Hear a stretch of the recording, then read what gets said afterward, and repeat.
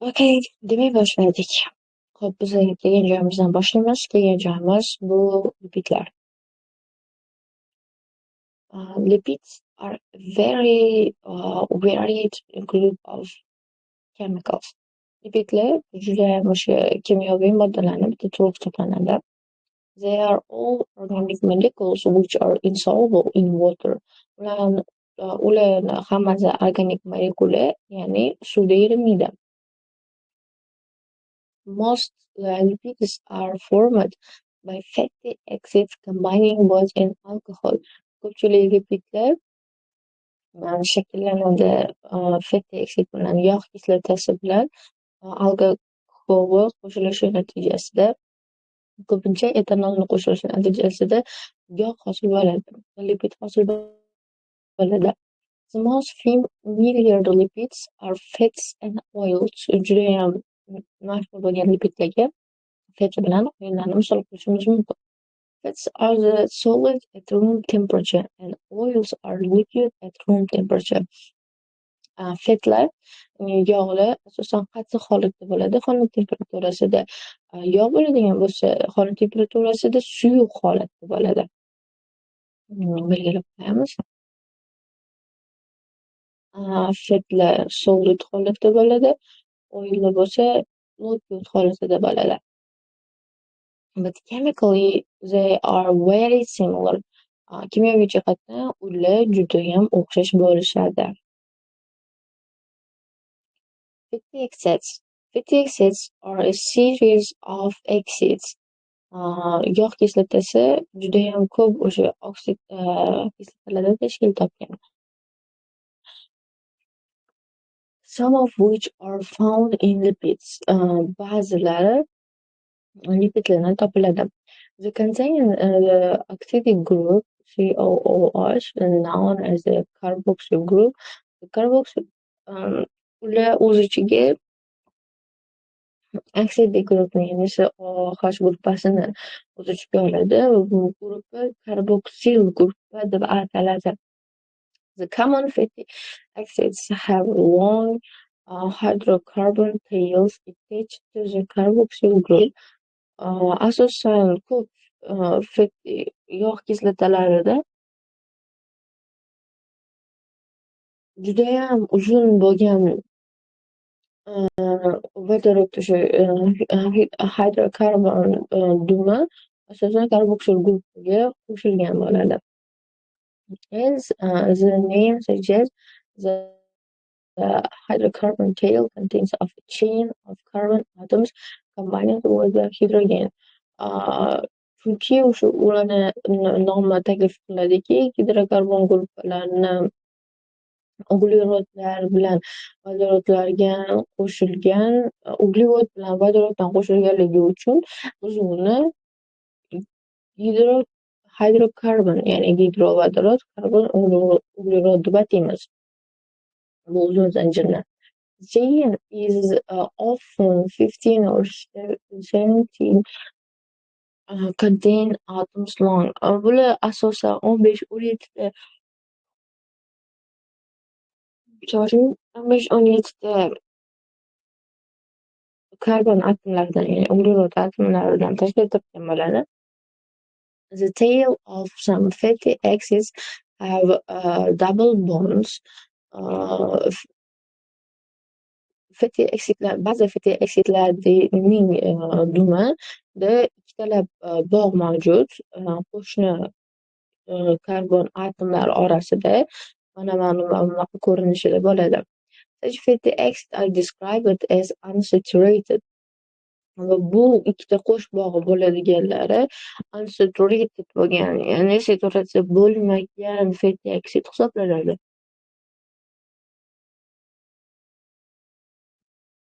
Because they do not contain the maximum possible amount of hydrogen. They also not contain the maximum possible amount of hydrogen. Ular do not contain, o'z ichiga olmaydi maximum possible, maksimum bo'lgan gidrogenni o'z ichiga oladi. They form unsaturated lipids va ular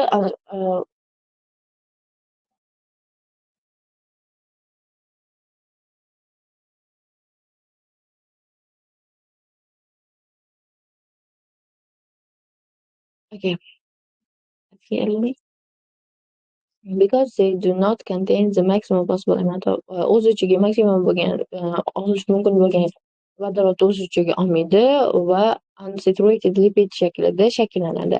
Double bonds make fatty acids and lipids melt more easily.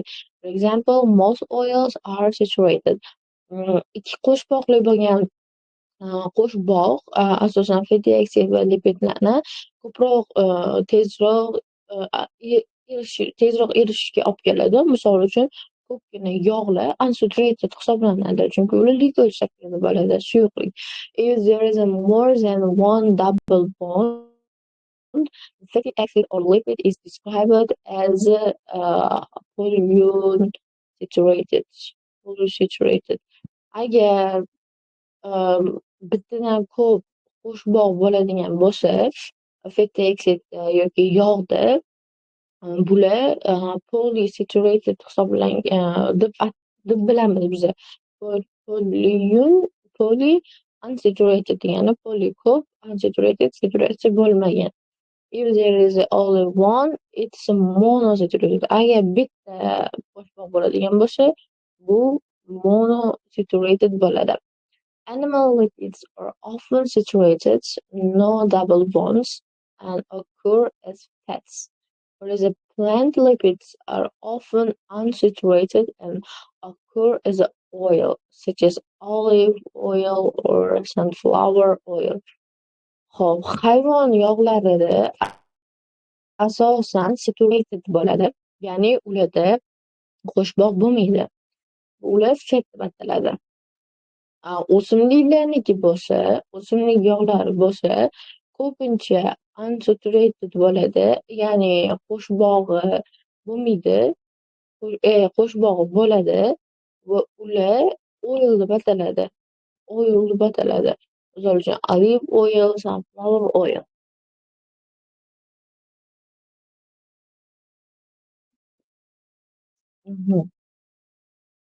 Boyagi uzun 15-17 karbonni uzun qo'shilishimi?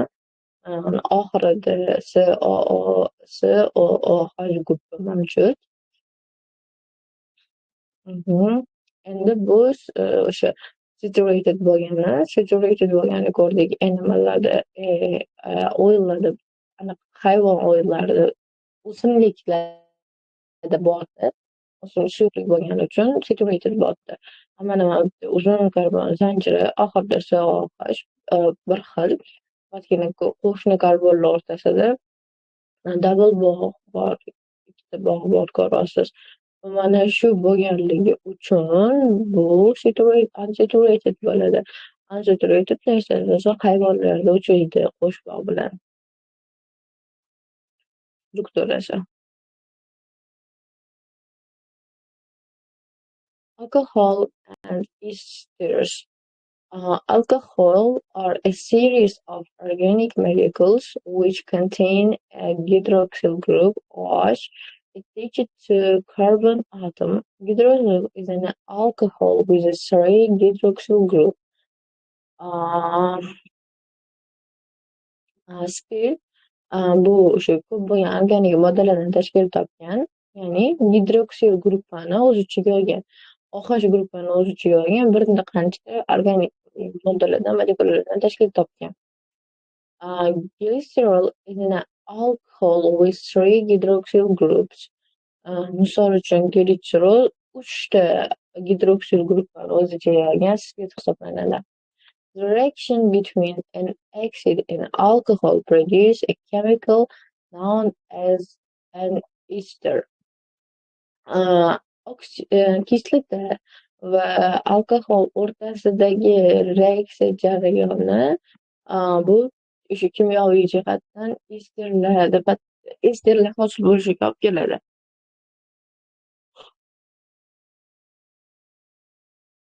The chemical link between the acid and the alcohol is called ester bond.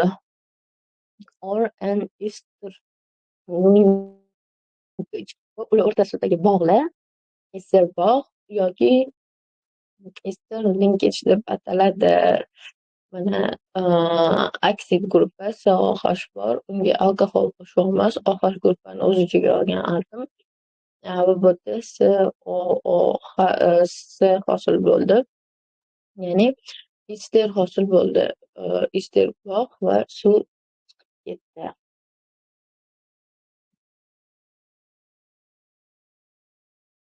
Bu yerda bittalab ochiq ko'rsatilgan anaqasi, misol uchun mana bu glitserol 3 atomli spirт, uglerod, OH'lari bor. Bu glitserol. Unga 3 ta fatty oksid molekulasi birikadi. 3 ta OH bo'lgani uchun birinchi fatty oksid, ikkinchi, uchinchisi birikyapti. Va buning natijasida kondensatda 3 ta suv chiqib ketyapti. 3 ta suv chiqib ketyapti va bu yerda hosil bo'lyapti triglitserid molekulasi hosil bo'ladi. OH ester bond orqali bog'lanadi.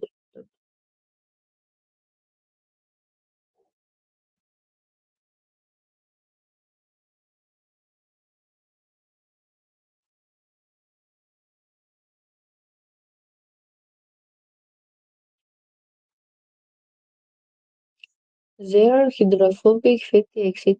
Demak, anaqani dumi gidrofobik bo'ladi. Gidrofobik bilasiz, suvda erimaydigan.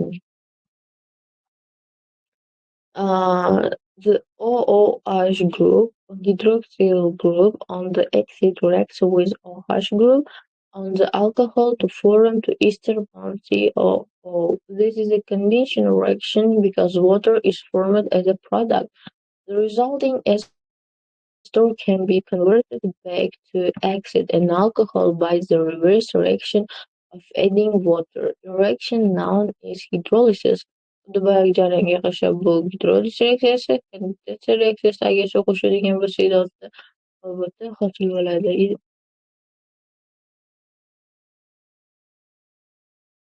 Triglycerides. The most common lipids are triglycerides. Judayam common bo'lgan lipidlardan bittasi bu triglycerid hisoblanadi. They are fats and oil. Ular fat yoki oillardir. Glycerin is an ester formed by fatty acid combining with the alcohol glycerol. Glycerid ester bondlardan tashkil qilingan, ya'ni fatty aksid bilan alkohol glycerol qo'shilishi natijasida hosil qilingan. As you have seen, glycerol has 3 hydroxyl group. Biza ko'radigan bo'lsak, glycerolda has 3 carboxyl group. 3 carboxyl gruplardan ko'rishimiz mumkin. Each one is able to undergo condensation reaction with fatty acid. Bularni hammasi kondensatsiya reaksiyasi bilan amalga oshiriladi. When triglyceride is made, as shown in a figure, the final molecule contains 3 fatty acid tails and 3 ester bonds. 3 means 3. The tail can vary in length depending on fatty acid used. O'sha triglyceridlar asosan tashkil topgan bo'ladi. Uzun dumlardan tashkil topgan bo'ladi, gidrofobik bo'ladi va 3 ta ester bog' bunda mavjud bo'ladi. Glycerides are insoluble in water. Suvda yaxshi erimaydi, lekin soluble in certain organic solvent. Lekin ba'zi organik solventlarda yaxshi eriydi, such as etanol. Etanolda misol uchun yaxshi eriydi. This is because hydrocarbon tails are non-polar. Hydrocarbon anaqasi non-polar, ya'ni hydrophobic. They have no uneven distribution of electrical charge. Electrical chargelar tarqalmagan bo'ladi. Consequently, they are hydrophobic and do not mix freely with water molecules. Shown is a simple diagram of suv bilan reaksiyaga kirishavermaydi.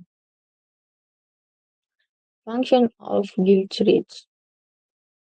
Triglycerides make excellent energy storage because they are even richer in carbon hydrogen bonds than carbohydrates. Yaxshi energiya manbai hisoblanadi triglitserol energiya ombori. Chunki u даже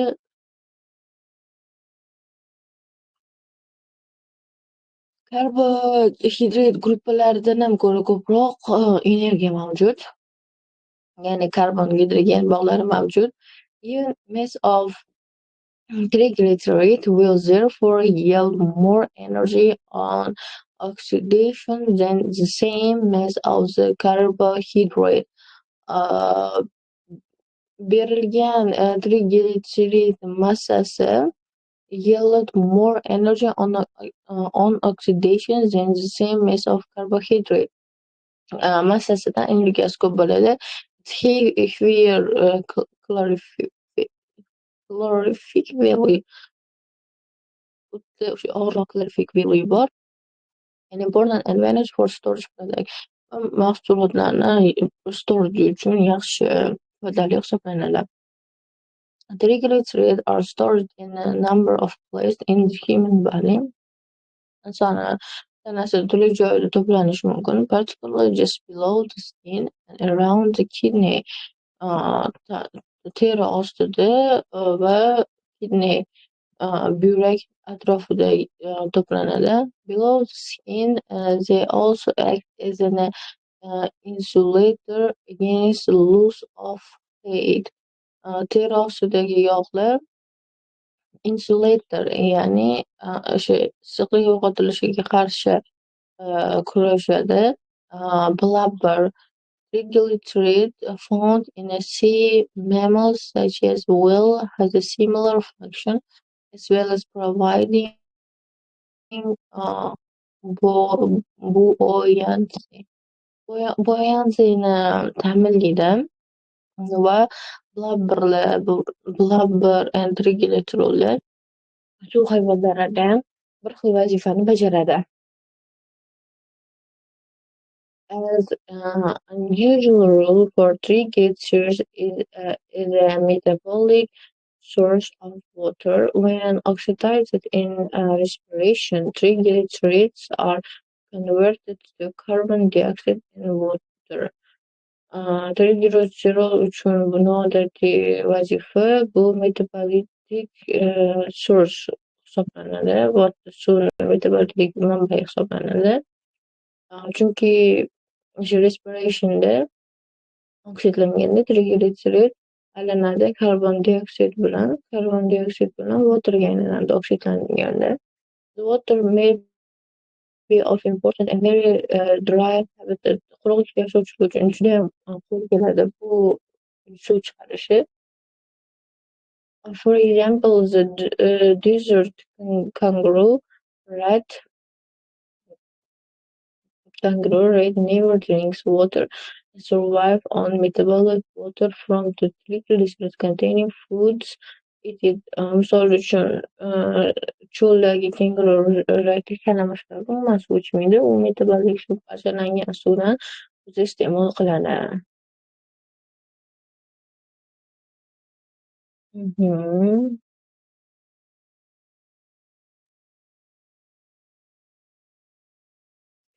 Phospholipids. Phospholipids are a special type of lipid. Phospholipidlar bu maxsus lipidlarni o'ta turi. Each molecule has the unusual property of having one end which is soluble in water. Har bitta molekulada noodatiy o'ziga xos bo'lgan bitta xususiyati bo'ladi. Bu o'sha soluble bo'ladi, suvda eriydi. Which is because one of the three fatty acid molecules is replaced by phosphate group. Nega suvda eriydi fosfolipidlar? Chunki ulardagi o'sha fatty acidlar molekulasi fosfatlar gruppasi bilan aralashgan bo'ladi. It's polar and can therefore dissolve in water. Ular polar, ya'ni hidrofil hisoblanadi va suvda eriydi. The phosphate group is hydrophilic, can mix the heat of phospholipid molecules hydrophilic. Fosfat guruhi gidrofilik bo'lgani uchun fosfolipidni ham gidrofilikka aylantirgan. The two remaining hydrocarbon tails are still hydrophobic. The two remaining hydrophobic tails, ikkita qolgan gidrofilik dumlari ham qarigajak gidrofobik hisoblanadi. Ikkita qolib ketgani gidrofobik. This allows phospholipids to form membrane around the cell. Two rows of phospholipids arranged with their hydrophilic heads into water solution of either side of the membrane and their hydrophilic tails forming a tail second pair. Significant example become apart when you study turlishiga qaraymiz bittada. Demak, o'sha boshida fosfor qo'shilgani uchun gidrofilik boshi mavjud. Dumi bo'ladigan bo'lsa, u qo'shilmagan. Bu gidrofobik bo'ladi. Practical use. Testing for the presence of lipids. Lipids are insoluble in water but soluble in ethanol. This fact is made use of the emulsion test for lipids. Demak, lipidlar o'zi suvda erimaydi, lekin etanol deganida va ularda o'sha lipidlar uchun emulsion testini o'tkazib borib yoki yo'qligini aniqlashimiz mumkin. Prosedura qanaqa bo'ladi? The substance that is sought to contain lipids is shaken vigorously with some absolutely ethanol with little or no water in it. Etanol bilan yog' bor deb o'ylagan moddani qo'shib qattiq silkitiladi. This allows any lipids in the substance to dissolve in the ethanol. Har qanaqa lipid bo'ladigan bo'lsa, erib ketish imkoniyatini beradi. The ethanol is then poured into a tube containing water. Ethanol keyin tubga chiqib water o'zi chiqib oladi. If liquid is present, cloudy white suspension is formed. Bulutli bo'lgan oq suspensiya hosil bo'ladi agar anaqa bo'lsa, yog' bo'lsa. Further information, as there is no lipid present, agar yog' bo'lmaydigan bo'lsa, ethanol just mix into the water. Ethanol shunchaki bilan aralashadi. Light can pass straight through this mixture. Yorug'lik bu anaqadan o'tadi bemalol. It looks completely transparent. Bu judayam to'liq transparent hisoblanadi. But if there is a lipid dissolved in the ethanol, it cannot remain dissolved when mixed with water. The lipid molecules form tiny droplets throughout the liquid. This kind of mixture is called emulsion. Bu o'sha eritma emulsiya deb ataladi. Xira eritma emulsiya bo'ladi. Droplet reflect and scatter light, making the liquid white and cloudy. Lipid bo'lgan bo'lsa, oq va bulutli bo'ladi. Proteinlar.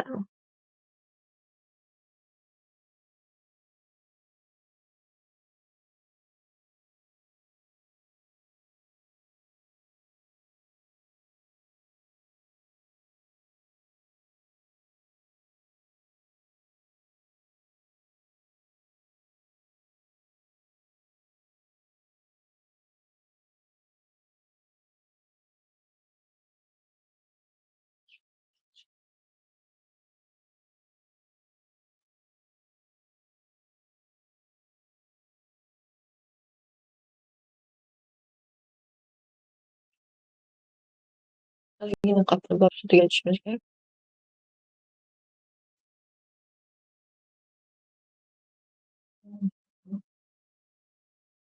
Bo'ladi bugunga.